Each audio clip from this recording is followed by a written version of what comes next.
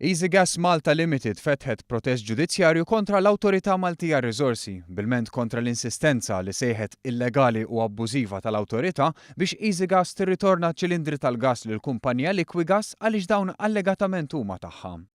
Fil-protest EasyGas issostni li ma jingħatat ebda prova li verament Liquigas hija s-sit taċ-ċilindri msemmija kif stipulat mir-regolamenti dwar is-suq tal-gas Petroleum Liquefatt. Regolamenti li jinsistu li s-sit taċ-ċilindri huwa leġittimament detentur ta' ċertifikati ta' valutazzjoni ta' konformità taċ-ċilindru tal-GPL u li jkunu oriġinarjament qiegħed tali ċilindru fis-suq.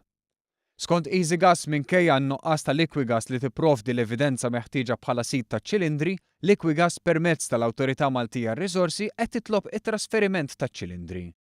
Fl-istess waqt Liquigas stess naqset milli tirritorna eluf ta' ċilindri li huma proprjetà ta' EasyGas minkejja li din tal-aħħar provdiet iċ-ċertifikazzjoni neċessarja.